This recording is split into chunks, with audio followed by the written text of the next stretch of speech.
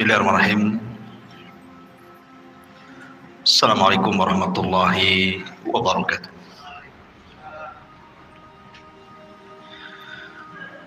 Alhamdulillah wassalatu wassalamu ala Rasulillah wa ala alihi wa sahbihi wa mawalah wa la hawla wa la quwata illa billahi wa ba'd.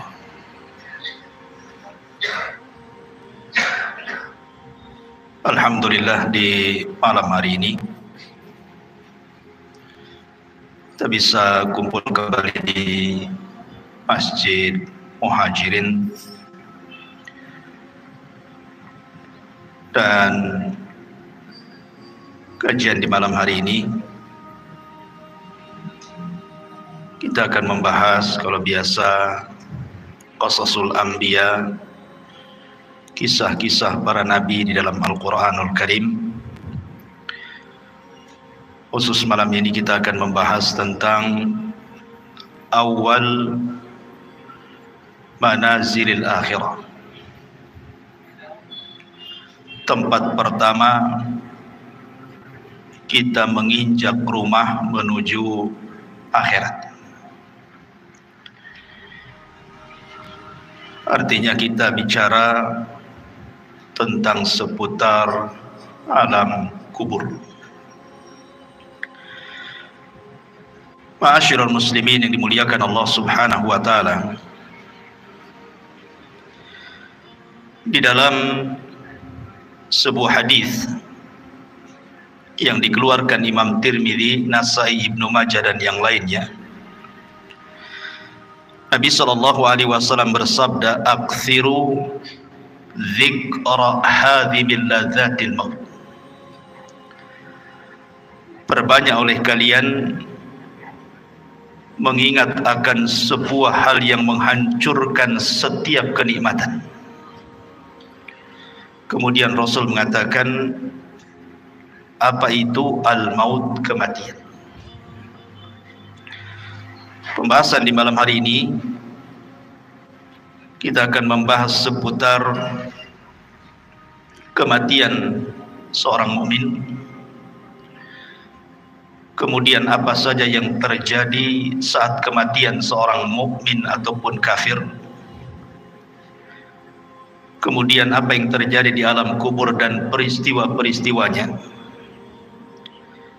Kemudian juga tentang gambaran azab kubur dan hal-hal yang bisa menyelamatkannya, termasuk juga bicara tentang ruh, kemana ruh ini di dalam kuburan.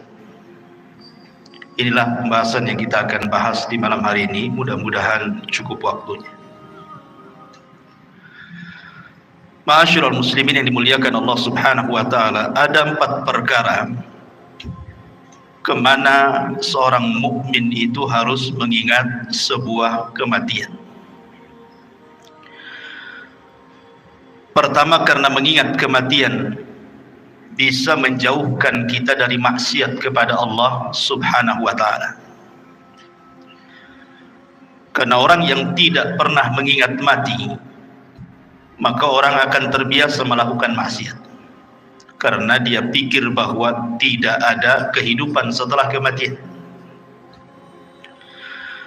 Kemudian yang kedua, orang yang selalu mengingat kematian akan mempermudah untuk segera bertobat dan juga melakukan amal saleh. Kemudian yang ketiga, mengingat kematian adalah hal yang bisa mendatangkan rasa takut, sehingga orang tidak mungkin merasa aman dari azab kubur, dan dia akan berusaha untuk menghindarkan diri dari setiap penyebab yang akan menjerumuskan dari azab kubur. Tentu yang terakhir, mengingat kematian karena kematian sebuah kepastian, datangnya tanpa pemberitahuan, dan kematian bukan akhir dari sebuah perjalanan. Inilah hikmah kenapa kita disuruh mengingat kematian. Ma'asyiral muslimin yang dimuliakan Allah Subhanahu wa taala, Utsman ibn Affan radhiyallahu an apabila berdiri di samping kuburan, maka Utsman selalu menangis. Tetapi kalau Utsman dibicarakan tentang kondisi neraka dan azabnya, maka Utsman ibn Affan biasa-biasa saja. Kemudian ditanyakan kepada Utsman ibn Affan penyebabnya.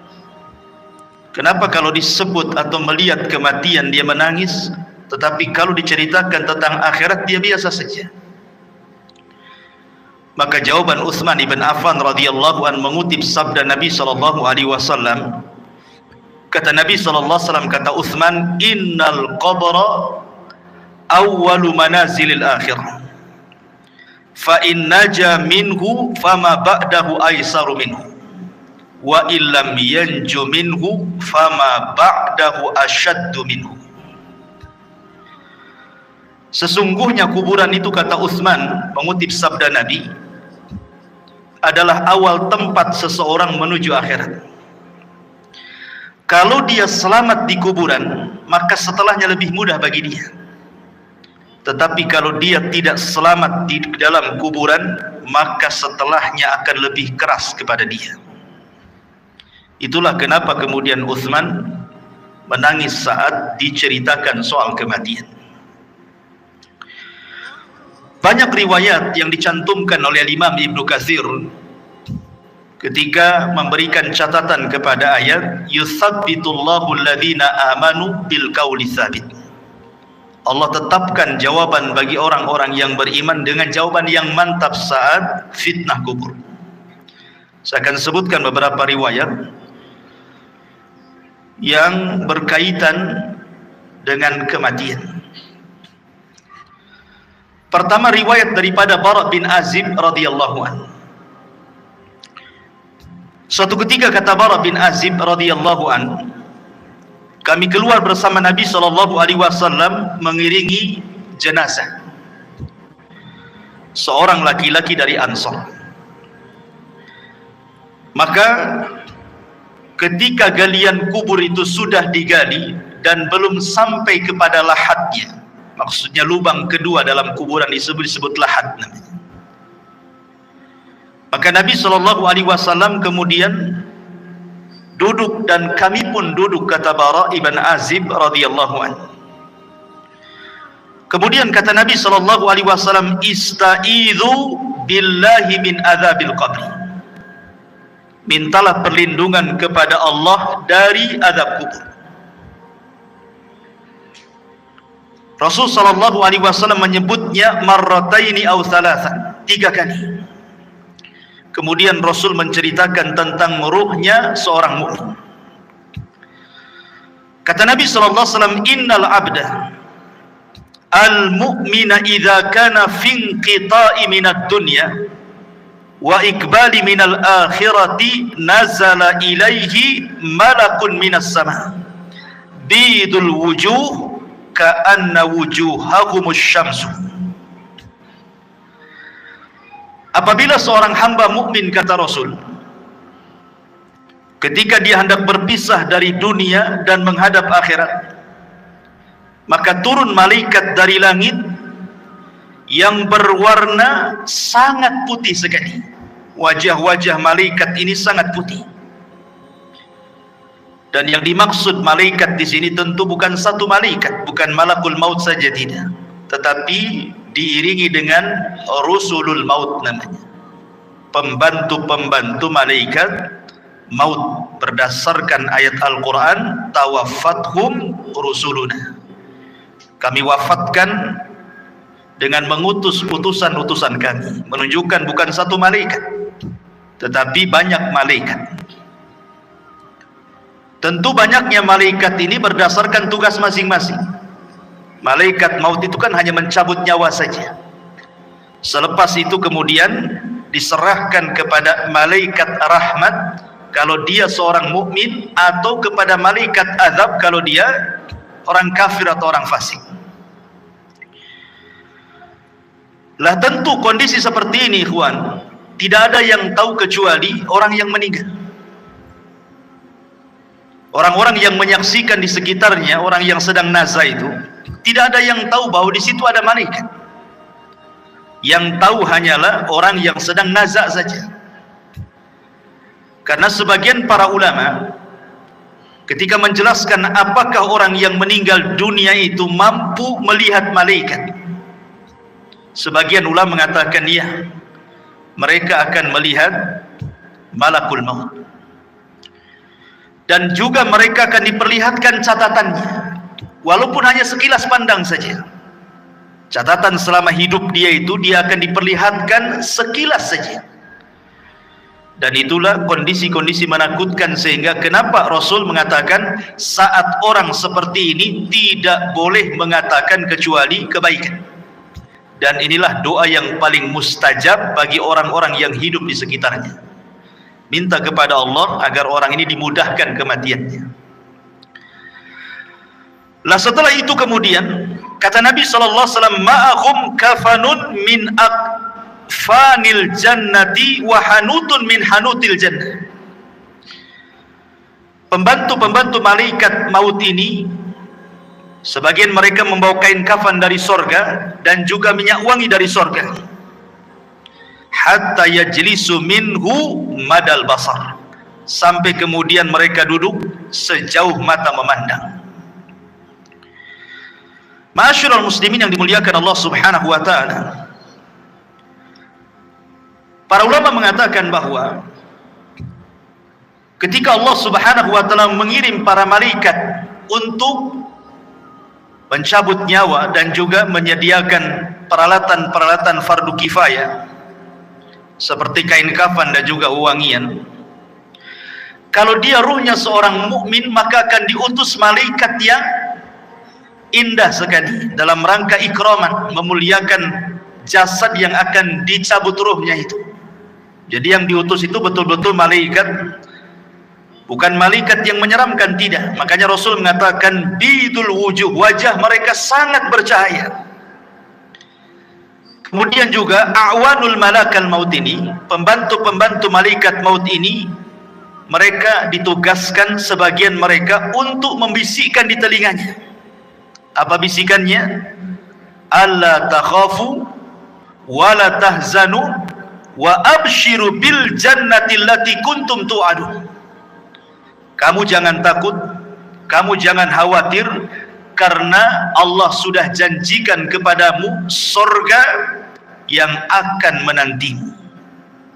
Artinya bahwa kematian seorang mukmin itu sangat indah sekali, sangat indah, dan itulah yang dikehendaki seorang mukmin. Makanya di zaman Nabi SAW ketika ada jenazah yang lewat, kata Nabi SAW, yastarih mustarih wa mustarahu minhu. Mustarih wa mustarahu minhu. Sahabat mengatakan, apa yang dimaksud mustarih dan apa yang dimaksud mustarah minhu ya Rasulullah? Kemudian Rasul menjelaskan, kalau dia hamba yang mukmin maka dia mustarih, artinya dia menuju peristirahatannya. Dia meninggalkan keperitan dunianya, dia meninggalkan kesusahan dunianya, dan itulah yang dikehendaki seorang mukmin. Karena di dunia ini kan lelah kita hidup ini, ikhwan. Banyak masalah, banyak ujian, banyak cobaan. Apabila kemudian dia meninggalkan dunia, artinya dia meninggalkan kelelahan itu. Itu kalau seorang mukmin. Tetapi kata Nabi SAW, kalau dia orang fajir, orang jahat, mustarah minhu. Apa mustarah minhu? Maksudnya bukan dia yang beristirahat, tetapi orang lain beristirahat dari dia. Orang lain senang dengan kematiannya, orang lain mengutuk kematiannya, mendoakan buruk kematiannya, bahagia dengan kematiannya. Itu maksudnya mustarah minhu itu. Jadi seorang mukmin itu memang kematian sangat ditunggu-tunggu, karena memang Nabi SAW yang mengatakan, man ahabba liqa Allah ahabballahu liqa'ah. Barang siapa yang cinta berjumpa dengan Allah, maka Allah pun rindu berjumpa dengan dia. Makanya kenapa diutus malaikat-malaikat seperti ini. Kemudian setelah orang ini dihadapkan dengan malakul maut dan juga rusulul maut, Maka kemudian dalam riwayat yang lain, malaikat maut akan menyeru kepada orang yang sedang sakaratul maut dengan panggilan, ya ayyatuhan nafsu at-tayyibah, wahai jiwa yang tenang, kanat fil jasadi tayyib, yang bersarang di jasad yang baik, ukhruji hamidatan, keluarlah dengan sangat terpuji, wa abshiri birauhi wa rauhanin wa rabbi ghairi ghadban, berbahagialah, keluarlah wahai roh-roh yang baik dengan dihadapkan kepada Rabb yang tidak pernah murka kepada anda. Dalam riwayat, marhaban binafsi at-tayyibah, selamat datang jiwa yang sangat baik, ukhruji ila rabbiki radiyatan mardiyah, keluarlah kepada Rabb yang sudah menanti kamu dengan keridhaan. Tentu panggilan seperti ini, ikhwan, akan merangsang ruh itu untuk cepat keluar. Makanya kalau kita melihat di masyarakat kan, terkadang ada orang yang nazar itu sampai berhari-hari tidak keluar-keluar ruhnya. Ada yang 1 minggu dia sakaratul maut, koma. Ada yang 1 bulan tidak mati-mati. Tetapi ruhnya seorang mukmin ketika dipanggil seperti itu, maka Nabi SAW kemudian mempermisalkan ruhnya seorang mukmin ketika dipanggil dengan kata-kata wahai jiwa yang tenang, maka ruhnya itu akan keluar seperti tetesan air yang terakhir fi famis siqa, dari mulut teko yang terakhir dia keluar. Kalau saya analogikan ini botol aqua, ini kan banyak airnya. Kalau kita buka tutupnya ini, kemudian kita tuangkan, tentu air yang pertama kali yang keluar pasti deras, karena masih penuh dengan air kan. Tapi kalau seandainya air yang dalam botol ini hanya tinggal 1 tetes saja, kemudian kita tuangkan seperti ini, maka air yang 1 tetes itu akan mengalir dengan pelan kan, dengan pelan, kemudian jatuh persis di mulut teko tadi. Begitulah gambaran Rasul ketika menjelaskan ruhnya seorang mukmin itu keluar seperti tetesan air yang keluar yang terakhir dari mulut teko. Jadi akan lembut, lain dengan kalau kita langsung keluar begini kan langsung deras gitu ya. Tapi kalau tetesan yang terakhir kan lembut keluarnya, pelan, tapi pasti kemudian keluar. Begitulah Rasul menggambarkan ruhnya seorang mukmin apabila dicabut oleh Allah lewat para malaikat maut ini. Ma'asyiral muslimin yang dimuliakan Allah Subhanahu wa taala. Kemudian kata Nabi SAW, setelah ruh itu dicabut, ingat malakul maut itu hanya mencabut ruh saja, tugas dia selesai sampai di sini. Kemudian setelah itu beralih kepada malaikat rahmat, atau disebut dengan rusulul maut namanya. Lah rusulul maut inilah yang kemudian mengambil alih ruh tersebut, kemudian meletakkan di kain kafan yang sudah disediakan dari sorga. Kemudian wewangian yang semerbak laksana minyak misik dalam riwayat. Jadi baunya itu membumbung sampai ke langit, sehingga setiap malaikat yang mencium baunya di langit itu, mereka akan bertanya, ruhnya siapa ini? Maka malaikat yang membawa ruh ini akan menyebut nama dengan nama yang dia sukai dipanggilnya di dunia dan mengatakan ruhnya fulan ibnu fulan. Maka semua malaikat di langit memuji ruh ini. Kemudian ruh ini diangkat sampai ke langit pertama. Maka kemudian penjaga pintu langit pertama membuka pintunya, kemudian naik ke langit pertama. Semua malaikat di langit pertama mendoakan ruh ini. Kemudian naik ke langit kedua, seluruh malaikat di langit kedua mendoakan ruh ini, sampai kemudian melewati langit ke-7. Tidak dijelaskan sampai di mana ruh ini dinaikkan ke langit. Yang jelas dia melewati langit ketujuh. Wallahu alam sampai di mana, karena riwayatnya tidak dijelaskan. Kemudian setelah itu Allah berjumpa dengan ruh ini. Kemudian Allah Subhanahu wa taala katakan kepada malaikat yang membawa ruh ini, kembalikan ruhnya ke dalam jasadnya dengan baik. Catatannya, angkat, letakkan di tempat yang paling tinggi yang disebut dengan Illiyin. Illiyin itu tempat yang paling tinggi yang ada di sorga. Letakkan catatannya di situ. Kemudian ruhnya kembalikan ke dalam jasadnya. Maka kemudian ruh itu ke dalam jasadnya dikembalikan.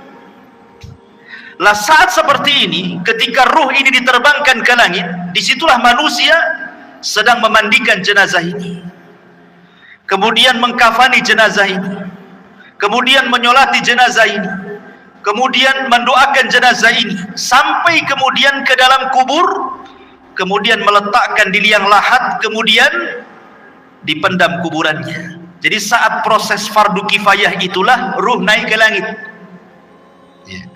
Jadi manusia sedang sibuk memandikan, mengkafankan, menyolatkan, menguburkan, maka ruh punya kesibukan sendiri karena dia sedang menghadap Allah Subhanahu wa ta'ala.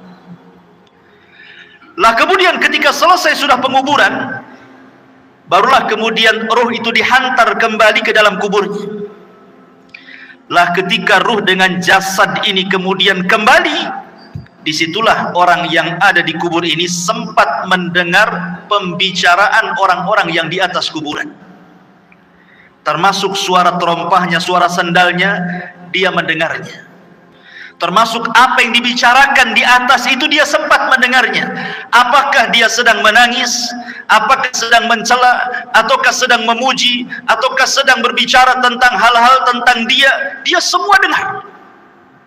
Dan itu berdasarkan riwayat Umar bin Khattab radhiyallahu an pernah bercerita ketika Nabi SAW selesai perang Badar. Kemudian pemimpin Quraisy itu semua mati di perang Badar dan dimasukkan ke dalam sumur yang tidak berpenghuni, yang disebut dengan Qalibu Badri. Kemudian Nabi SAW 3 hari menetap di Badar setelah kemenangannya, mulai dari tanggal 17 Ramadan sampai tanggal 20 Ramadan. Kemudian Nabi SAW menghampiri sumur yang dilempar jasad-jasad para pembesar orang kafir, Abu Jahal, Umayyah, kemudian Al-Walid dan semua pembesar Quraisy yang dimasukkan ke dalam sumur itu. Kemudian Nabi SAW mengatakan dengan menyebut satu persatu namanya, wahai Fulan, wahai Abu Jahal, wahai Uqbah, wahai Umayyah, disebutkan satu-satu tuh. Kemudian Rasul mengatakan, hal wajadtum ma wa'adakum haqqa laqad wajadna ma wa'adana rabbuna haqqa, kata Rasul. Wahai Abu Jahal dan para pembesar Quraisy yang lainnya, apakah kalian sudah mendapatkan yang kalian janjikan ketika kalian berada di dunia? Kata Nabi SAW, sungguh kami sudah mendapatkan apa yang Allah janjikan kepada kami hari ini berupa kemenangan. Umar bin Khattab radhiyallahu an ketika itu merasa heran kenapa Rasul berbicara dengan sumur yang di situ jasad-jasadnya pembesar orang-orang Quraisy itu. Kata Umar, ya Rasulullah, bukankah mereka sudah jadi bangkai? Mereka tidak akan mendengar ucapan. Tapi Nabi SAW mengatakan, ya Rasulullah, ketika Umar mengatakan, atukallimu amwatan, kenapa kau bicara dengan orang mati? Maka Rasul mengatakan, wallahi ya Umar, ma antum asma lima aqulu lahum, kalian tidak lebih mendengar dibandingkan orang-orang yang ada dalam sumur ini kepada ucapanku. Artinya para pembesar Quraisy yang sudah mati, yang sudah dimasukkan ke dalam sumur itu sangat mendengar ucapan Nabi. Dari sini istinbat para ulama bahwa apabila orang masuk ke dalam kuburan, maka dia mendengar saat itu apapun yang dibicarakan orang di atas kuburan itu. Makanya pentingnya kita ini menjadi orang baik. Sebab kalau orang jahat, pasti akan dibicarakan keburukan di atas kuburan. Dan itu menakutkan dia dalam kuburan kan gitu. Tetapi kalau yang dibicarakanlah pujian-pujian, tentu akan menenangkan. Karena tidak mungkin Allah mengumpulkan dua rasa takut, baik ketika di dunia ataukah ketika di dalam kuburan. Tidak mungkin Allah kumpulkan dua rasa takut. Kalau dia takut di dunia semasa hidupnya, maka dia akan merasa aman di kuburannya. Tapi kalau dia merasa aman di dunia, maka dia akan merasa takut di kuburannya.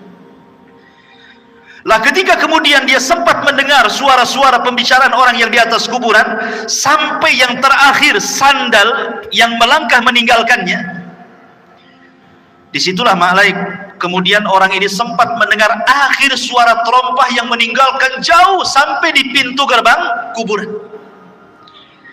Disitulah Allah subhanahu wa ta'ala kirim amal solehnya. Dalam riwayat yang dikeluarkan atau yang diriwayatkan Abi Hurairah radhiyallahu an,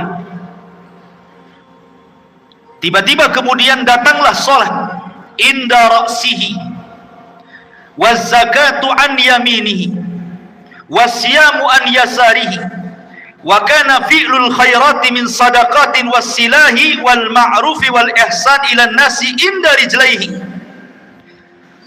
Tiba-tiba ini sebelum mungkar dan nakir datang, maka amalan salat akan mendatangi dan ada di atas kepalanya. Kemudian zakat di samping kanannya, kemudian puasa di samping kirinya, kemudian perbuatan kebaikan dari sedekah, menyambung silaturahim, memerintahkan kebaikan, berbuat baik kepada manusia diletakkan di antara kedua kakinya. Kadang-kadang posisi dia berbaring, ya, posisi orang yang dikuburkan berbaring, sehingga di arah kepalanya ada sholat, kemudian samping kirinya ada puasa, samping kanannya ada zakat, kemudian di sebelah kakinya ada sedekah, ada silaturahim, ada kebaikan, dan begitu seterusnya. Dan amalan-amalan ini menjelma sebagai manusia. Jadi amalan-amalan soleh itu, sholat akan menjadi manusia, kemudian zakat akan menjadi manusia, dan akan mengelilingi dia dalam kuburannya. Sehingga kemudian ketika mungkar dan nakir ini datang, kemudian hendak membentak dengan fitnah kubur, dengan pertanyaan-pertanyaan kuburannya dari arah kepalanya, maka amalan yang ada di kepalanya, amalan sholatnya akan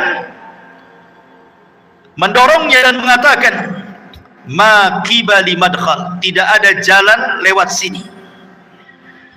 Kemudian yang ketika malaikat mungkar dan nakir akan bertanya dari sebelah kirinya, maka akan didorong oleh amal soleh sebelah kirinya dan mengatakan, ma qibali madkhal, tidak ada jalan kau untuk bertanya kepada orang ini. Dan begitu seterusnya, setiap kali malaikat mungkar dan nakir bertanya ini dari arah mana saja, maka kalian dilindungi oleh amal solehnya. Subhanallah ikhwan, ya.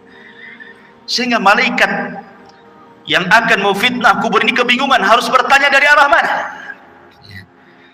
Makanya kemudian disebutkan dalam riwayat ini, fayajlisu wa qad tamatsalat lahu syamsu wa qad danat lil ghurub fayuqalu lahu akhbirna amma nas'aluka fayaqulu da'uni hatta usalli.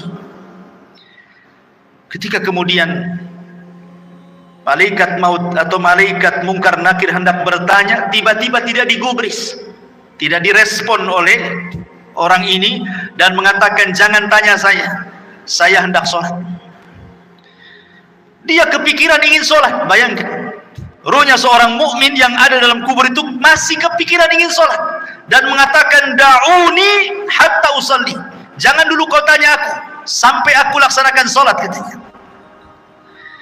Padahal sudah tidak ada sholat lagi di kuburan, ya. Tapi begitulah ruhnya seorang mukmin, semangat ibadahnya itu sampai dalam kuburan. Akhirnya kemudian dia pun didudukkan dengan cara baik, kemudian juga ditanya dengan cara baik masalahnya. Dalam sebuah riwayat bahwa malaikat mungkar dan nakir ini saat bertanya kepada ruhnya orang yang beriman ini, kata Nabi SAW bahwa bentuknya ini memang luar biasa, sangat menakutkan. di mana suaranya kalbarki, suaranya malaikat mungkar dan nakir itu seperti petir, menggelegar. Kemudian juga ucapannya seperti kilat, dan wajahnya sangat menakutkan. Dari sini ikhwatu fiddin, pertanyaan semudah apapun dalam kondisi takut pasti akan sulit dijawab, kan? Anda saya tanya dengan pertanyaan-pertanyaan, tetapi kemudian setelah itu saya bunuh Anda, umpamanya saya letakkan pistol di kepala, kemudian saya tanya dengan beberapa soalan. Ketika rasa takut menguasainya, soalan semudah apapun akan sulit dijawab.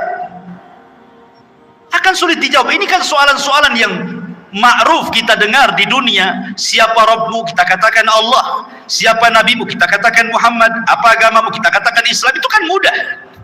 Mudah soalan ini. Tetapi dalam kondisi takut ikhwatu fiddin, walaupun soalan-soalan ini mudah dijawab, belum tentu orang bisa menjawab. Karena memang suara malaikat ini yang bertanya kepada orang ini luar biasa. Suaranya seperti kilat menggelegar, wajahnya menakutkan.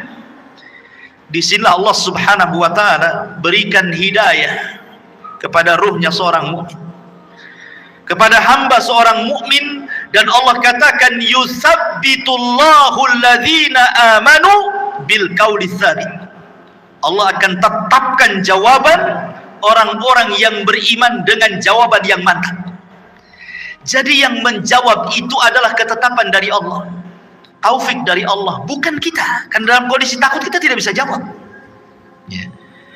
Tetapi hamba yang beriman ditolong dalam kuburannya, sehingga Allah subhanahu wa ta'ala arahkan jawabannya, sehingga setiap ditanya dia sanggup menjawab. Dan ketika dia sanggup menjawab itulah Allah subhanahu wa ta'ala memberikan rekomendasi dari langit dan mengatakan ang sadaqa abdi, hambaku telah benar. Ketika sudah dikatakan hambaku telah benar, mungkar dan nakir pun sudah pergi, tiba-tiba Allah katakan bentangkan kuburannya sejauh mata memandang. Bentangkan kuburannya sejauh mata memandang. Berikan cahaya dalam kuburannya. Bukakan pintu dari sorga. Hantarkan minyak wangi dari sorga. Pakaian, minuman dari sorga. Suasana dari sorga hantarkan ke dalam kuburannya.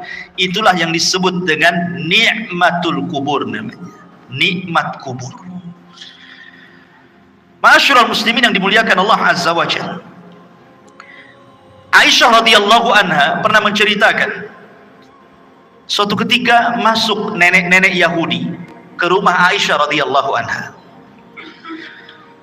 Kemudian nenek Yahudi ini mengatakan kepada Aisyah radhiyallahu anha, "Inna ahlal kubur yu'adzabuna fi kuburihim." Sesungguhnya orang-orang yang dikubur itu, kata nenek Yahudi ini, mereka akan diazab dalam kuburan mereka. Kemudian Aisyah mengatakan, kadzab, dusta kamu. Saya akan tanyakan kepada Nabi SAW. Maka setelah itu kemudian nenek Yahudi pergi, Rasul masuk ke rumah Aisyah. Kemudian Aisyah menceritakan, ya Rasulullah, tadi ada nenek Yahudi mengatakan bahwa sesungguhnya orang yang ada di kubur itu akan diazab. Apa pendapatmu? Kata Rasulullah SAW, kadzabat, dia sudah berdusta. Tiba-tiba kemudian wahyu turun, memberitahu dan membenarkan ucapan orang Yahudi atau nenek Yahudi itu. Kemudian kata Nabi SAW, ya. Kemudian Rasul mengatakan, inna hadhil ummah tubtala fi kuburihim. Telah benar ucapan nenek Yahudi itu, karena setiap umat itu akan diuji dalam kuburannya. Maksudnya akan diuji dalam kuburannya, akan diberikan fitnah yang sangat menakutkan. Disinilah Nabi SAW mengatakan bahwa kuburan itu awal tempat seseorang menuju akhirat. Lihat, bayangkan fitnah kubur ini kan menyeramkan, ikhwan. Di mana suara malaikat menggelegar seperti petir, kemudian lisannya seperti kilat, wajahnya menakutkan. Apakah kita sanggup melewati fitnah kubur ini? Makanya saking dahsyatnya fitnah kubur ini, sampai-sampai Nabi SAW memberikan irsyad kepada kita, setiap kita sholat sebelum salam, kita berlindung dari azab kubur. Apa kata Nabi SAW? Allahumma inni a'udzubika min adzabi jahannam wa min adzabil qabri. Tidak cukup wa min adzabil qabri, wa min fitnatil mahya wal mamat. Dari fitnah kehidupan dan kematian. Fitnah kematian artinya fitnah kubur. Karena sangat mengkhawatirkan. Makanya wajar kalau seandainya Nabi SAW memerintahkan para sahabat saat kemudian menguburkan jenazah, disuruh minta dua perkara. Dan ini sunnah bagi antum yang mengantarkan jenazah ke kuburan. Ini jadi sunnah. Setiap antum mengantarkan jenazah ke kuburan, kemudian menguburkannya dan selesai penguburan, dua doa yang disunnahkan oleh Rasul sebelum antum pulang. Pertama, istaghfiru li akhi. Mintalah kepada Allah ampunan akan dosa saudara kita yang ada di kuburan ini. Yang kedua, minta kepada Allah ketetapan supaya dia sanggup menjawab. Itu saja. Itu sunnah dua, jangan pernah ditinggalkan. Jangan kita hantarkan mayat ke kuburan, setelah dikuburkan kita pulang. Enggak begitu sunnahnya. Tetapi selesai penguburan jangan pulang dulu. Kita dekati kuburan, kemudian kita kepal beberapa tanah kalau kita tidak ikut menguburkan, kemudian kita letakkan di atas kuburannya, kemudian kita katakan, ya Allah ampuni orang ini, ya Allah tetapkan jawaban orang ini, kemudian pulang. Itu sunnahnya. Ya. Ma'asyiral muslimin yang dimuliakan Allah Subhanahu wa taala. Kembali kepada hadis Nabi sallallahu alaihi wasallam. Kemudian Nabi sallallahu alaihi wasallam mengatakan, adapun ruhnya orang fajir, orang jahat, orang kafir, orang fasik, maka kemudian malaikat maut ini akan menyerukan dengan kalimat-kalimat yang sangat menakutkan saat kematiannya. Dia mengatakan, ya ayyatuhan nafsul khabithah kanat fil jasadil khabithi ukhruji zamimatan wa abshiri bihamimin wa ghassab. Subhanallah. Malaikat maut mengatakan, wahai ruh yang jahat, yang hinggap di jasad yang jelek, keluarlah secara tercela dan habarkanlah dengan neraka yang menyala-nyala dan juga dengan nanah penduduk neraka.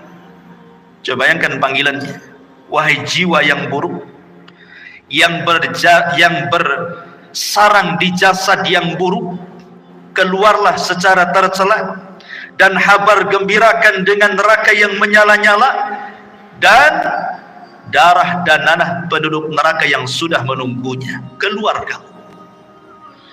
Ini panggilan menyeramkan, ikhwan.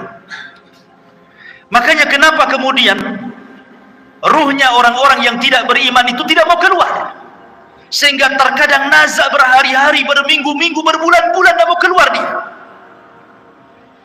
dia tersiksa itu dengan ruh yang ada dalam badannya, sampai-sampai Nabi SAW ke pisau yang berbentuk bengkok, mungkin bahasa kitanya seperti cerulit, ya, ada pisau berbentuk bengkok seperti ini, kemudian dihadapkan dengan kambing wol, yang belum dicukur itu. Lihat kambing wol itu kan banyak tuh rambutnya tuh kalau belum dicukur itu ya. Kemudian pisaunya dimasukkan, otomatis ketika pisau dimasukkan ke dalam kambing wol itu, otomatis akan terkait-kait dengan bulu-bulunya. Setelah terkait-kait dengan bulu kambing wol itu, kemudian disiram. Anda bisa bayangkan, akhirnya kemudian makin lengket dengan pisau itu. Kemudian setelah lengket dengan pisau, kemudian kata Nabi SAW, pisau itu kemudian ditarik dengan cara paksa. Kira-kira apa yang terjadi? Akan merontokkan setiap bulu-bulu kambing wol itu. Maknanya ketika ruhnya orang fasik, orang fajir, orang kafir dicabut itu, maka akan merontokkan seluruh persendiannya, seluruh tulang-tulangnya, dan dia akan menjerit. Tidak ada yang tahu rasa sakitnya kecuali Allah, dan jeritannya tidak ada yang mendengar kecuali binatang. Manusia tidak dengar, tetapi para binatang tahu.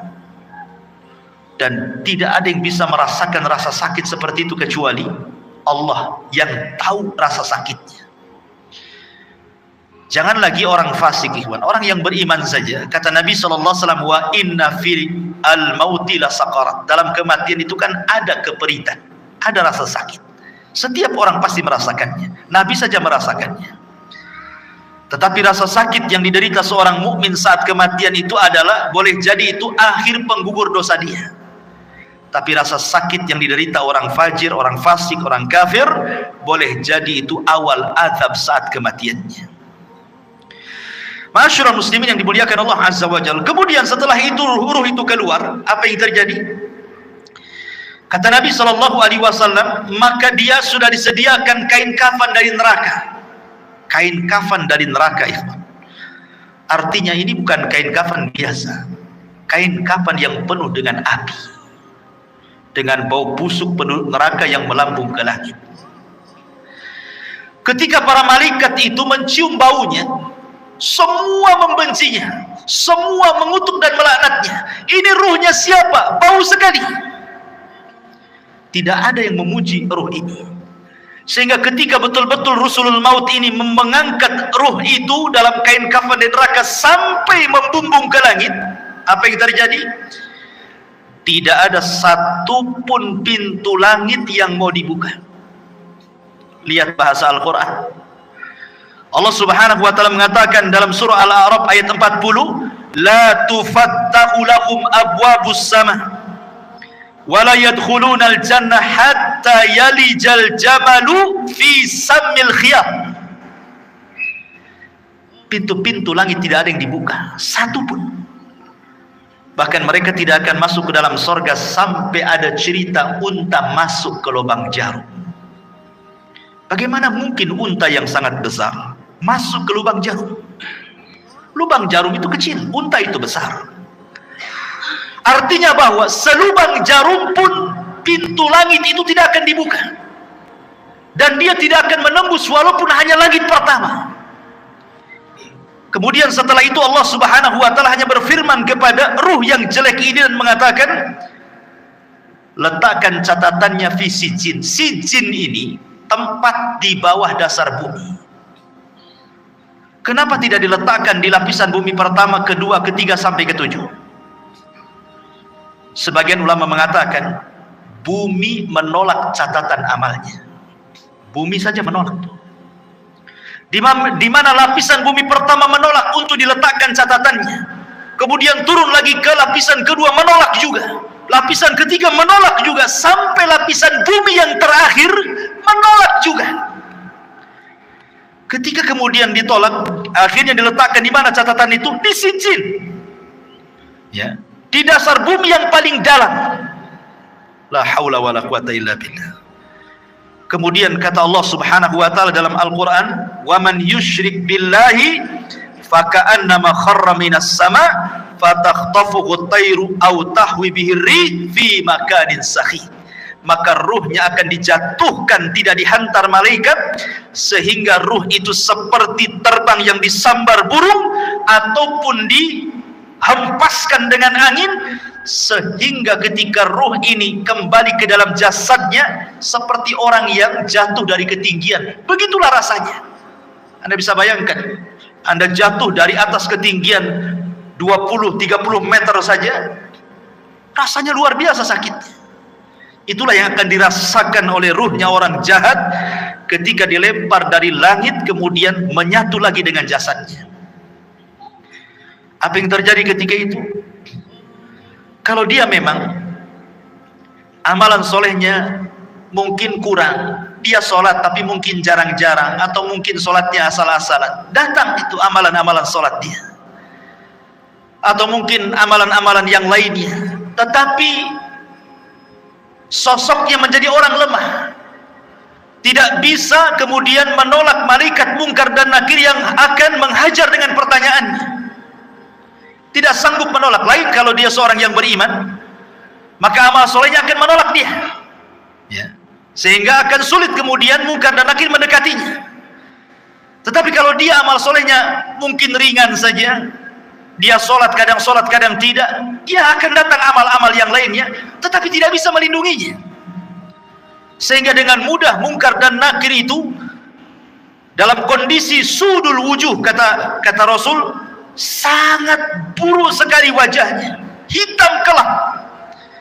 Kemudian membentak dengan suara petir, dengan suara kilat, menakutkan, sehingga ketika ditanya man rabbuk, siapa Rabbmu, wa ma nabiyuk, siapa nabimu, wa ma dinuk, apa agamamu, pertanyaan ini ringan, tapi karena ketakutan yang bersangatan, dia pun tidak bisa menjawab dan mengatakan, wallahi la adri aqulu kama qala an-nas wa fa'altu kama fa'ala an-nas. Aku tidak tahu. Aku mendengar, pernah mendengar apa yang diucapkan manusia seperti itu. Dia tidak bisa menjawab. Ketika dia tidak bisa menjawab berkali-kali, apa yang terjadi? Maka Allah Subhanahu wa ta'ala akan mengirim penyeru dari langit dan mengatakan, an kadzaba abdi, hambaku telah berdusta. Subhanallah. Disebutkan dalam riwayat, summa yuqayyadu lahu a'ma, asam, akma, abka. Didatangkan kepadanya orang yang buta, orang yang tuli, orang yang bisu, wa biyadihi mirzabatun, di tangannya ada gada yang sangat besar, lau dzuriba biha jabalun lakana turaba. Kalau palu itu dipukulkan di bukit atau gunung itu hancur jadi tanah. Dan itu dipukulkan setiap kali dia tidak bisa menjawab. Tidak bisa menjawab, dipukul. Tidak bisa menjawab, dipukul. Yang kalau dipukulkan lau dzuriba biha jabalun, kata Rasul, kalau pukulan itu diletakkan di gunung batu, lakana turaba, gunung itu akan menjadi turab, tanah, hancur berantakan. Bagaimana kalau dipukulkan kepada manusia? Mengerikan, ikhwatu fiddin yang dimuliakan Allah Azza wa Jalla. Maka ketika itu kemudian Allah Subhanahu wa ta'ala katakan, sempitkan kuburannya sesempit-sempitnya. Kemudian bukakan pintu neraka kepadanya, hantarkan hembusan-hembusan panah dari neraka ke dalam kuburannya. Kemudian dia pun mendapatkan azab kubur yang nanti saya akan jelaskan seperti apa azabnya. Tapi kita kembali kepada pembahasan awal, ruhnya seorang mukmin. Ma'asyiral muslimin yang dimuliakan Allah Azza wa Jalla, ketika ruhnya seorang mukmin sudah selesai dari fitnah kubur, maka Nabi sallallahu alaihi wasallam menjelaskan, fayuqalu lahu unzur ila maq'adika minan nar. Tiba-tiba ketika dia sedang duduk selesai dari fitnah kubur, tiba-tiba dibentangkan di sebelah kirinya gambaran neraka yang sedang menyala-nyala, diperlihatkan neraka. Kemudian dikatakan, unzur, lihatlah, ila maq'adika minan nar, tempatmu di neraka itu. Kemudian qad abdalakallahu bihi maq'adan minal jannah, tapi tenang, tempatmu bukan di sana. Kemudian sebelah kanannya digambarkan gambaran sorga dan dikatakan tempatmu di sini.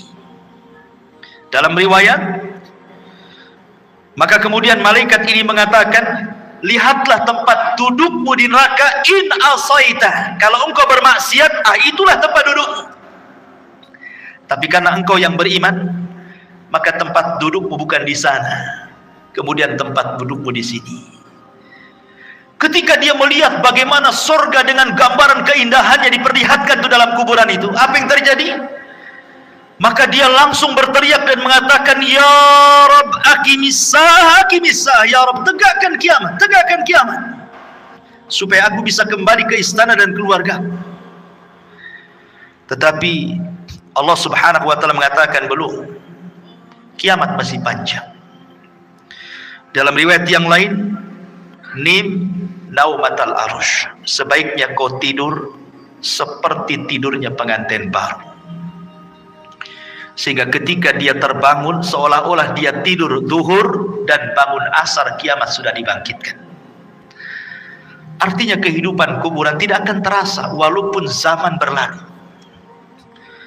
Anggaplah mungkin zaman dulu, zaman Nuh, orang-orang yang beriman itu meninggal dunia, sampai hari ini kan kiamat belum dikiamat-kiamatkan.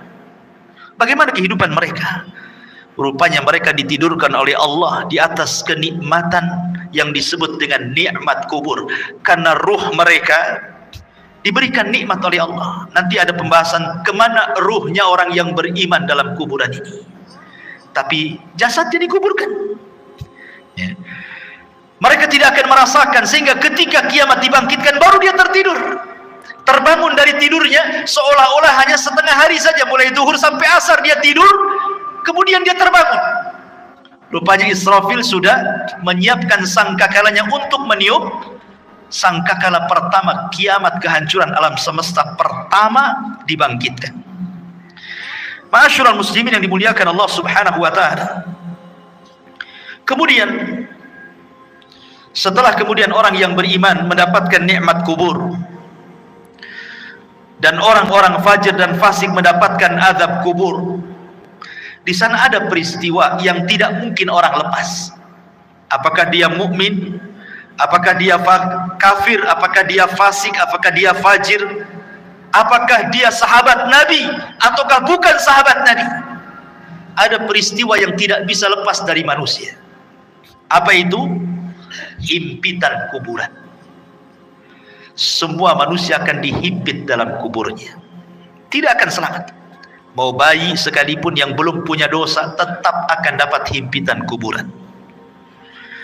Bahkan sahabat Nabi sekelas Sa'ad ibn Mu'adz, yang satu kabilah Aus masuk Islam karena dia. Kemudian saat kematiannya 70.000 malaikat tidak pernah turun dari langit, turun pula ke bumi untuk ikut memandikan jenazahnya. Tapi Rasul mengatakan, kalau ada orang yang selamat dari himpitan kubur, Sa'adlah orangnya. Tapi Sa'ad pun tidak selamat. Bayangkan, himpitan kubur tidak akan menyelamatkan siapapun, mau sahabat Nabi atau bukan sahabat Nabi, mau orang yang beriman atau orang kafir, semua akan merasakan himpitan kuburan ini. Tapi sebagian para ulama membahas, tentu akan ada perbedaan himpitan bagi orang yang beriman dengan himpitan bagi orang kafir atau fasik. Sebagian ulama mengatakan, adapun himpitan bagi orang yang beriman itu seperti ibu memeluk anaknya. Rasa kasih sayang seorang ibu kepada anaknya, seperti itulah bumi ketika menghimpit, laksana seorang ibu memeluk anaknya. Karena kita ini dari tanah dan akan kembali kepada tanah, jadi tanah itu seperti ibu bagi kita. Sehingga ketika himpitan tanah itu menghimpit setiap jasad orang yang beriman, maka tidak akan merasakan rasa sakit sedikit pun, karena itu bentuk sayang seorang ibu kepada anak. Tetapi kalau yang dihimpit itu orang kafir, orang fasik, orang fajir, orang jahat, maka dia akan merasakan sakit yang luar biasa. Dia akan menjerit-jerit, semua tidak ada yang mendengar kecuali binatang jeritannya, karena akan mematahkan semua tulang, persendian dan begitu seterusnya. Ma'asyiral muslimin yang dimuliakan Allah Azza wa Jalla, inilah sekilas gambaran ruhnya orang mukmin, fasik, fajir, fasik, munafik dan begitu seterusnya saat kematian. Kita masuk pada pembahasan yang kedua, tentang macam-macam azab kubur. Ma'asyiral muslimin yang dimuliakan Allah Azza wa Jalla, azab kubur itu adalah sebuah hal yang wajib kita imani. Syekhul Islam Ibn Taimiyah rahimahullahu ta'ala mengatakan, waqad tawataratil akhbar an Rasulillah sallallahu alaihi wasallam fi thubuti adabil qabri. Habar-habar tentang adab kubur, kata Syekhul Islam Ibn Taimiyah, derajatnya sampai tingkat mutawatir. Jangan sampai diingkari, karena riwayatnya mutawatir. Artinya mutawatir itu banyak sekali riwayatnya. Dan dikatakan oleh Al-Imam Al-Munawi, adzabul qabri haqqun. Azab kubur itu sebuah hak adanya. Dan Imam Ghazali mengatakan, man angkarahu fahuwa mubtadi'un. Siapa yang mengingkari azab kubur, maka dia adalah ahli bid'ah. Dan Imam Suyuti mengatakan, adzabul qabri huwa adzabul barzakhi. Azab kubur adalah azab barzakh. Udhifa ilal qabri li'annahu al-ghalib. Kenapa disebut kubur? Karena memang umumnya orang dikubur. Tapi sebenarnya ini disebut dengan barzah. Barzah itu artinya penghalang tembok antara kehidupan dunia dengan kuburan. Makanya tidak akan bisa orang itu mengintip kehidupan kuburan. Kenapa? Karena ada barzah, tembok yang menghalangi antara kita dengan mereka. Walaupun Anda pasang CCTV sekalipun, kita letakkan CCTV dalam kuburannya, maka kita tidak akan mampu melihat mungkar, nakir, peristiwa apapun yang ada di kuburannya. Ingat, karena ada barzah tadi. Barzah itu penghalang antara kehidupan kita di atas bumi dengan kehidupan di bawah bumi. Ma'asyiral muslimin yang dimuliakan Allah Subhanahu wa taala. Bicara tentang adab kubur, ada 9 poin yang ingin saya jelaskan. Yang pertama, tadi sudah dijelaskan dalam riwayat yang kita sudah lalui penjelasannya. Az-zarbu bimitraqatin min hadidin. Pertama, pukulan dengan palu dari besi yang bisa menghancurkan gunung. Dan itu berdasarkan hadis Anas ibn Malik radhiyallahu anhu yang dikeluarkan Imam Bukhari, di mana disebutkan bahwa fayasihu sayhatan yasmauha man yalihi illa tsaqalaini. Ketika dia dipukul dengan palu itu, tidak ada manusia atau jin yang mendengarnya kecuali makhluk dari selain keduanya. Artinya jin dan manusia tidak bisa mendengar jeritannya. Yang bisa mendengar hanyalah binatang-binatang itu. Binatang mendengar jeritan kita, tetapi manusia dan jin tidak bisa mendengarnya. Kemudian yang kedua, yufrashu lahu qabruhu naran wa yulbasu naran wa yuftahu lahu babu ila nar wa yudayyaku alaihi qabruhu wa yudrabu bimitraqatin azimatin law dhuriba biha jabalun la sara turaba wa yubashshiru bil adzabi fil akhirah.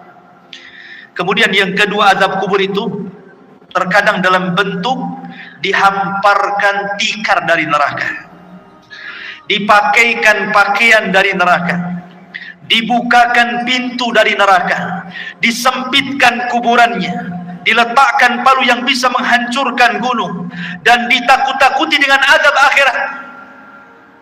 Bayangkan orang yang di kuburan, sebagian mereka dibentangkan tikar dari neraka, dipakaikan pakaian dari neraka lagi, dibukakan pintu dari neraka lagi, disempitkan lagi kuburannya. Subhanallah. Ini azab kubur yang kedua. Gambaran azab kubur yang kedua bisa dibaca dalam hadis yang dikeluarkan Imam Ahmad, Abi Dawud dari hadis Bara bin Azib.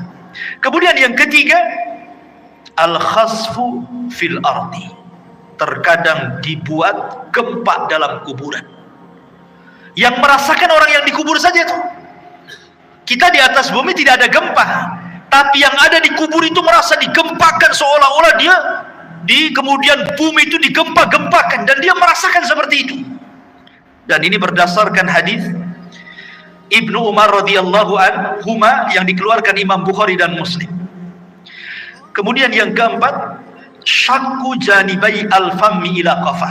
Terkadang datang malaikat yang menakutkan, kemudian membawa cerulit yang sangat tajam, kemudian dimasukkan ke mulutnya, kemudian diiris sampai ke tengkuknya. Jadi tarik, dimasukkan pisau itu ke mulutnya, kemudian ditarik sampai ke tengkuknya. Naudzubillah. Atau terkadang radkhur ra'si bil hijarah. Ada malaikat yang membawa batu besar, kemudian orang itu dibaringkan, kemudian dibentur-benturkan kepalanya. Kalau hancur nih, dikembalikan lagi kepalanya menjadi bentuk baru, dihancurkan kembali, dan begitu seterusnya. Terkadang al-harqu fi tannuri minan nar, disediakan satu mangkok, satu bejana yang sangat besar, isinya air yang mendidih dari api neraka, kemudian digorengkan di dalamnya. Atau terkadang as-sibahatu fi nahri min damin ma'adh-dharbi bil hijarah. Tiba-tiba kemudian dia dihadapkan dengan sungai, semuanya bentuk darah. Kemudian dia diletakkan di tengah-tengah sungai darah itu. Kemudian dia akan berenang, tidak bisa ke pinggir, karena setiap ke pinggir maka akan dipukulkan batu yang sangat besar ke mulutnya, sehingga dia akan berputar-putar sampai mati hidup lagi, dan begitu seterusnya. Dan 4 poin ini berdasarkan hadis Bukhari yang dikeluarkan atau yang diriwayatkan oleh Samurah ibn Jundab radhiyallahu anhu. Kemudian yang nomor 8, ishti'alul malil masruq minal ghanaim ala sahibi. Kalau dia dahulunya di dunia suka mencuri ghanimah, harta rampasan perang yang belum dibagi, maka harta itu akan didatangkan dan akan menyala-nyala seperti api yang sangat besar dan menyambar-nyambar dirinya. Atau yang terkadang, yang terakhir yang nomor 9, wa ma hadzal adab al-hissi hunaka aidan adabul ma'nawi. Ini kan adab hissi, adab badannya. Tapi di sana juga azab, ada yang disebut azabun ma'nawi, azab secara makna, dengan ditakut-takutinya dia dengan neraka. Jadi dibentangkan gambaran di neraka, nanti kamu akan masuk ke situ, nanti akan masuk ke situ, dan dia akan merasa takut yang luar biasa. Ini padahal baru azabul adnaya, adab yang rendah. Azab yang besar itu nanti di neraka. Ini 9 gambaran tentang azab kubur. Adapun azab kubur sendiri, ikhwan, itu terbagi menjadi 2. Ada azab kubur itu yang azabun daim la yanqati'u ila qiyamis sa'ah. Azabnya terus sampai kiamat dibangkitkan, enggak terputus. Dan yang kedua, ada azab kubur itu tidak terus tetapi terputus. Seperti apa gambarannya? Yang pertama, azab kubur yang tidak terputus sampai kiamat adalah azab kubur bagi orang kafir dan bagi orang munafik, dan itu disebutkan dalam surah Ghafir ayat 46. Adapun azab yang terputus adalah azabnya usatul muwahhidin. Mungkin di dunia dia ahli tauhid, orang yang beriman, tetapi terjerumus kepada kemaksiatan. Dia sholat tapi masih berzina, dia sholat masih berdusta, dia sholat mungkin riba, dan begitu seterusnya. Jadi dia masih berbuat baik, beribadah, tapi satu sisi dia bermaksiat, ya. Maka orang-orang yang seperti ini tidak terus-menerus sampai kiamat. Akan tetapi orang yang seperti ini akan terputus azabnya dengan rahmat Allah Subhanahu wa ta'ala. Jadi akan terputus dengan rahmat Allah Subhanahu wa ta'ala. Itu berdasarkan hadis Abdullah ibn Umar radhiyallahu anhuma. Nabi mengatakan, inna ahadakum idza mata urida alaihi maq'aduhu bil ghadati wal ashi, in kana min ahlil jannah famin ahlil jannah, wa in kana min ahli nar famin ahli nar, yuqalu hadza maq'aduka hatta yab'atsaka Allahu ilaihi yaumal qiyamah. Kata Nabi SAW, sesungguhnya salah seorang di antara kalian apabila mati, maka akan ditampakkan tempat duduknya siang dan malam. Kalau dia termasuk penduduk sorga, maka dia akan menjadi penduduk sorga. Kalau dia termasuk penduduk neraka, maka selamanya dia akan diazab sampai kiamat dibangkitkan. Artinya kalau orang beriman, ya akan diazab, tetapi ada akhirnya, terputus. Mungkin dengan rahmat dan kasih sayang Allah Subhanahu wa ta'ala. Tapi kalau dia orang kafir, orang munafik, maka tidak akan terputus. Kemudian pembahasan yang keempat tentang apa penyebab azab kubur.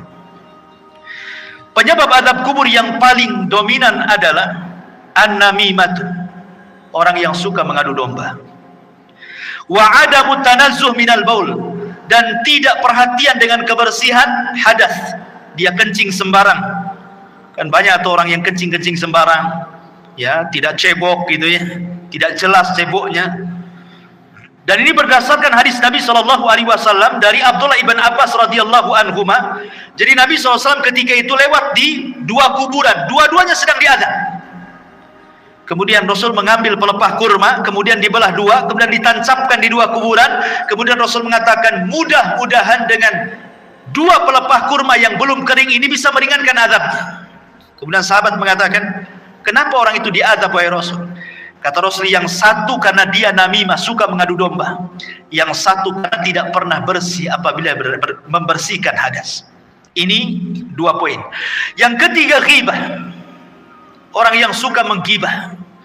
Dan ini berdasarkan hadis yang dikeluarkan Imam Ahmad dan juga At-Tabrani dengan sanad yang sahih dari hadis Abi Bakrah. Bahwa Nabi SAW mengatakan salah satunya adalah yang menjadikan penyebab azab kubur adalah ghibah. Ghibah itu membicarakan orang yang kalau orang itu mendengarnya dia tidak suka. Kemudian yang nomor 4, al-ghulul. Dia khianat dalam harta, mencuri harta orang.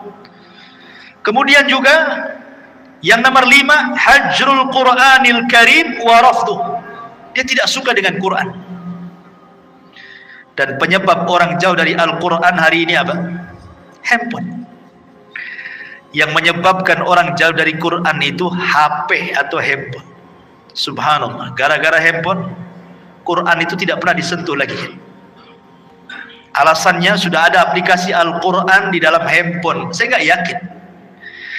nggak yakin orang punya handphone itu ada aplikasi Quran kecuali download kan. Harusnya yang pertama kali kalau antum beli handphone itu yang di-download itu Quran kan? Harusnya yang pertama kan? Tapi enggak, yang pertama di-download apa? Facebook dulu, YouTube dulu, Instagram dulu, kan begitu ya? Quran itu belakangan kalau butuh saja. Padahal harusnya yang pertama itu. Subhanallah ya. Sekarang ini banyak orang yang mengeser hal-hal yang baik. Tetapi hanya sekedar copy paste, kemudian pemberitahuan ibadah kepada manusia lewat medsos, tapi dia sendiri malas ibadah kan? Malas. Bahkan orang yang ibadah saja sekarang diberitahu. Kalau dulu orang sholat malam, tidak ada yang memberitahu dia sedang sholat malam kan? Sekarang dia kasih tahu orang. Kalau dia sedang sholat malam itu dia kasih tahu orang dengan cara apa? Ya nulis status lah di Facebook. Ya mudah-mudahan ada yang bangun jam sekian. Maksudnya itu ingin ngasih tahu bahwa dia bangun. Cuman ngasih tahu saja. Sholat kan gitu. Seolah-olah dia sedang sholat, orang tidak kan begitu. Ini kan ria juga. Apa bedanya kan begitu? Sekarang ini semua itu memang banyak orang yang baik mengeser kebaikan, tapi hanya di-share saja. Orang yang mengeser sendiri tidak pernah mengamalkan kebaikan yang di-share-nya kan? Lalu apa faedahnya ikhwatu fiddin muliakan Allah Azza wa Jalla? Makanya di sini ikhwatu fiddin bahwa tantangan yang paling berat ketika orang jauh dari Quran itu adalah handphone. Handphone ini tidak bisa lepas dari kita. Tidur saja wajib di sampingnya. Kalau bisa itu sekarang ada power bank itu wajib di sampingnya. Nggak perlu lagi dicop kan? Sudah ada di bawah bantal. Bangun saja itu yang dibaca. Kira-kira ada apa nih? Ya. Kemudian kalaupun dia sekarang kan tidak ada orang dengar televisi kan atau melihat televisi, jarang. Orang sekarang pegang handphone, di mobil pegang handphone, di pekerjaan tinggal handphone. Kalau hilang handphonenya, itu kayaknya hilang dunia dari dia. Ya kan? Kalau dompet ketinggalan, gampang lah nanti. Tapi kalau handphone ketinggalan, pulang diambil. Ya, sampai seperti itunya. Jadi ini salah satunya adalah hajrul Quran, meninggalkan Quran, termasuk juga an-naumu anis salatil maktubah. Orang yang sengaja tidur ketika datang waktu salat.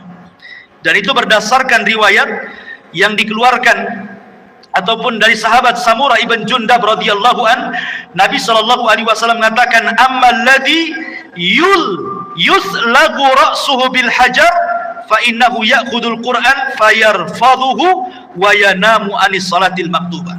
Jadi ketika Rasul menjelaskan di kuburan itu ada malaikat yang membawa batu, kemudian ada yang terlentang, kemudian dibenturkan kepalanya sampai hancur.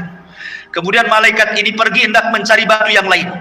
Kemudian ketika datang batunya yang baru, rupanya kepalanya sudah kembali menjadi normal. Dibenturkan lagi, kemudian cari batu lagi, dan begitu seterusnya. Kemudian Rasul menjelaskan bahwa adapun kenapa adab orang ini seperti ini, pertama karena dia tidak pernah membaca Quran, yang kedua karena dia tidur saat datang waktu sholat. Nah ini yang keenam. Kemudian yang ketujuh al-kadhib, orang yang suka berdusta. Dan sekarang dusta ini paling mudah dilakukan dengan medsos. Sekali lagi kembali ke medsos, apalagi musim politik hari-hari. Musim politik ini jangan nge-share asal-asalan, karena terkadang untuk menjatuhkan lawan, terkadang menyebarkan berita hoax kan? Kita tidak tahu ya. Contoh umpamanya akhir-akhir ini kita mendengar Saudi Arabia mengadakan pesta itu Hollywood atau apa itu ya, pesta hantu. Hoax, Iwan. Nggak ada itu cerita kayak gitu. Dari mana? Itu hoax yang disebarkan untuk menjelek-jelekan negara sana kan itu. Itu kan sedang membuka festival apa? Ya, ceritanya begitu. Ya, memang dia membuka semacam wahana wisata. Kemudian di situ ada hantu-hantuan. Mungkin ada orang sana yang berpenampilan seperti itu, kemudian disebar seolah-olah Saudi mengadakan acara seperti itu. Ikhwatu fiddin, muliakan Allah Azza wa Jalla. Nah, berita-berita seperti ini kalau kita hanya melihat YouTube saja, oh seolah benar kan? Ya. Ini berita hoax. Kadang-kadang kita mudah terpancing dengan berita-berita seperti ini. Hanya karena melihat YouTube saja kan? Nah, ini hati-hati. Kalau kita mungkin hanya sekedar membaca, oke lah. Tapi kalau kemudian sampai mengeser kan sama aja dengan hantu menyebarkan dusta kan? Nah itu kan hati-hati. Ini penyebab azab kubur terbesar hari ini adalah dusta. Karena orang berdusta paling mudah sekarang. Nulis status share, copy paste share, selesai. Dia tidak sadar bahwa dia sedang berdusta. Kalau dulu berdusta itu paling 1-2 orang yang kena korbannya. Sekarang kita berdusta ini bisa ribuan orang kena korban, ikhwan. Dengan cara melihat itu semua kena dengan berita yang kita share. Nauzubillah. Ya. Dan ini kata Al-Hafidz Ibnu Hajar rahimahullahu taala, wa innama istahaqqat ta'dzib lima yanshau an tilkal kadzbah. Bahwa kata Imam Al-Hafidz Ibnu Hajar rahimahullah mengatakan sesuatu hal yang berhak mendapatkan azab kubur ketika seseorang mudah kemudian menyebarkan berita dusta. Kemudian yang nomor 8 zina berdasarkan hadis Samurah bin Jundab. Kemudian yang nomor 9 aklur riba, memakan dosa riba. Kemudian yang nomor 10 asyirku wal kufru, kesyirikan dan kekufuran. Termasuk juga niyahatul mayit. Niyahatul mayit itu maksudnya orang yang hidup ketika ada yang meninggal orang yang dicintainya, dia pun meraung-raung, menjerit-jerit seolah-olah menolak takdir Allah. Ya, seolah-olah menolak takdir Allah. Ini bahaya karena membuat orang yang meninggal itu diazab. Kata Nabi SAW, yu'adzabul mayyitu bibukai ahlihi alihi. Bahwa mayit akan diazab dengan tangisan orang yang hidup kepadanya. Makanya antum wajib laki-laki yang menggunakan akalnya, kalau ada keluarga yang meninggal, nasihati. Biasanya wanita-wanita yang suka niyahannya, ya, nasihati mereka. Jangan menangis, tabah, sebab dengan tangisan orang hidup itu menjadikan si mayat diazab masalahnya. Nah, ini juga termasuk daripada azab kubur. Dan banyak sekali. Kemudian secara singkat amal-amal yang bisa menyelamatkan dari azab kubur. Pertama, perbanyak baca surah Al-Mulku. Tabarakalladzi biyadihil mulku wa huwa ala kulli syai'in qadir. Perbanyak baca surat Al-Mulk. Kemudian yang kedua, perbanyak amal saleh. Kemudian yang ketiga, berdoalah agar kita diwafatkan di hari Jumat.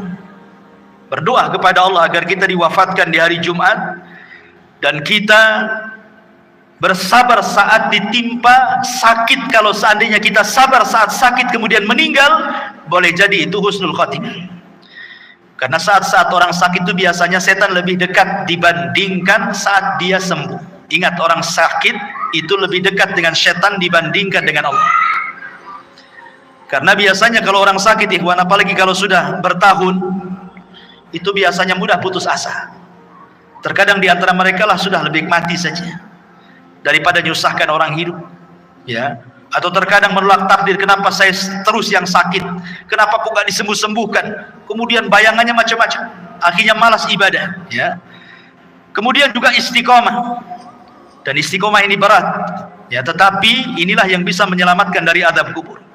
Kemudian juga al-mautu bimurabitan fi sabilillah, kematian saat menjaga perbatasan saat jihad.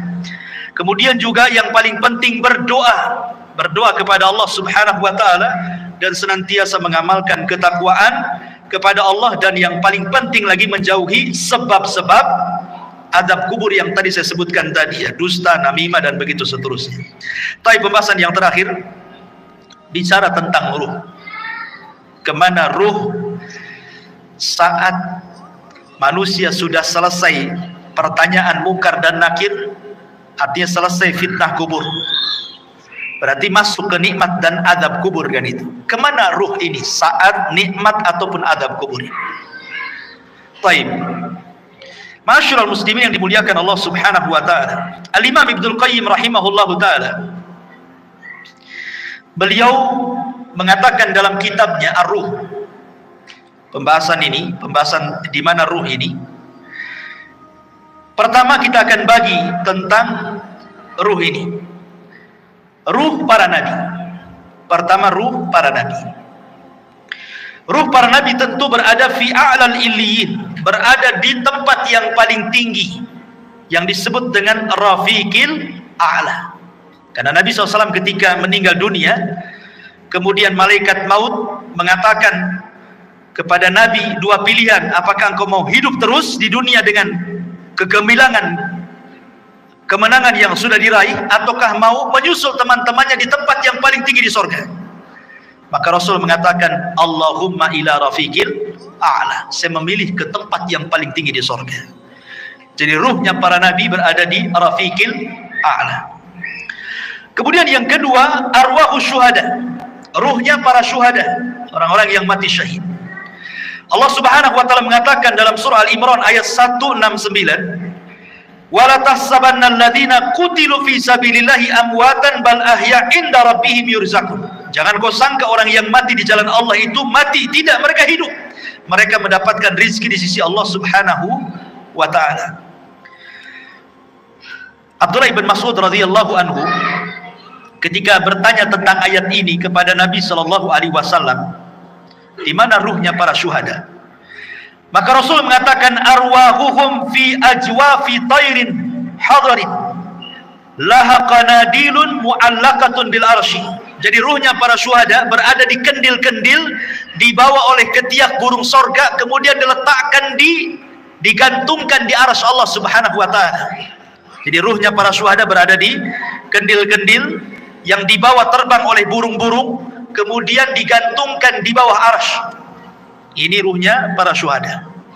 Kemudian yang ketiga, arwahul mu'minin salihin, ruhnya orang-orang yang beriman yang saleh. Maka takunu tuyuran ta'alluqus syajaril jannah. Maka ruhnya orang-orang yang beriman yang saleh, mereka akan digantungkan di pohon-pohon sorga. Mereka akan digantungkan di pohon-pohon sorga. Adapun yang keempat, arwahul usad, ruhnya orang-orang yang ahli maksiat. Dia orang Islam tapi ahli maksiat, berzina, berdusta, berjudi dan begitu seterusnya. Dia orang Islam tapi usad ahli maksiat. Maka dijelaskan bahwa mereka tetap ditahan dalam kuburannya, karena mereka tidak bisa keluar dari kuburannya dan mereka merasakan adab kubur. Mereka tidak bisa keluar dari kuburan. Kemudian juga yang nomor 5, Imam Ibnul Qayyim rahimahullah ta'ala mengatakan, masih membahas tentang usad, maksudnya orang yang ahli maksiat. Minhum man yakunu mahbusan ala babil jannah kama fi haditsil akhar, ra'aitu sahibakum mahbusan ala babil jannah. Adapun orang-orang yang beriman, yang ahli maksiat, kemudian maksiatnya sudah selesai diadab. Kan tadi saya katakan bahwa orang yang beriman yang ahli maksiat kan adab kubur tidak terus, tapi terputus karena rahmat Allah Azza wa Jalla. Lah sebagian ruhnya itu diletakkan di halaman pintu sorga. Ya, di halaman pintu sorga kata Imam Ibnul Qayyim rahimahullahu ta'ala. Kemudian yang keenam, ruhnya orang-orang kafir. Tentu ruhnya orang-orang kafir, mereka diadab dan tidak bisa keluar dari kuburan, dan mereka akan bolak-balik masuk neraka. Tetapi sekali lagi ikhwatu fiddin muliakan Allah Azza wa Jalla, keterangan para ulama seperti ini tidak bisa kita katakan dengan jazm, dengan tegas, karena soal ruh itu kan tidak ada yang tahu kecuali. Makanya Al-Imam Ibnul Qayyim rahimahullahu ta'ala ketika Al-Imam Ibnu Utsaimin rahimahullahu ta'ala ketika ditanya tentang ruh ini, maka beliau mengatakan ruh itu urusan Allah Subhanahu wa ta'ala, dan ini adalah perkara gaib, kita tidak bisa menetapkan kecuali dengan dalil. Ini kan hanya ijtihad para ulama saja seperti ini. Tetapi hakikatnya ruh di kuburan itu di mana? Wallahu a'lam. Hanya Allah Subhanahu wa ta'ala yang tahu dengan kondisi ruhnya, apakah mereka orang-orang yang beriman ataukah mereka orang-orang kafir. Adapun ada riwayat yang maudhu yang disebutkan oleh sebagian ulama seperti ruhnya orang kafir berada di sumur Barhut, diletakkan di sumur Barhut. Sumur Barhut itu yang ada di Hadrul Maut Yaman. Di situ ada sumur, antum bisa klik saja atau di YouTube sumur Barhut. Itu sumur menakutkan yang ada di Yaman. Ya, sampai hari ini para ilmuwan berusaha meneliti itu. Ya, sumurnya besar. Jadi ada yang mengatakan bahwa orang-orang kafir diletakkan di sumur itu. Ya, adapun ruhnya orang-orang yang beriman tentu fil iliyyin, tetapi sekali lagi ini riwayatnya lemah gitu ya, bahkan tidak berdasar. Tapi oleh sebagian ulama ada yang menyebutkan seperti perkataan Imam Barbahari rahimahullah dalam kitabnya Syarhu Sunnah. Wallahu alam bisawab. Maka dengan berakhirnya pembahasan ruh, berakhir juga pembahasan tentang seputar kematian dan azab kubur. Mudah-mudahan bisa menjadi ibrah bagi kita, dan kita tutup dengan doa kafaratul majlis. Subhanakallahumma bihamdika asyhadu an la ilaha illa anta astaghfiruka wa atubu ilaik. Allahu ta'ala alam. Assalamualaikum warahmatullahi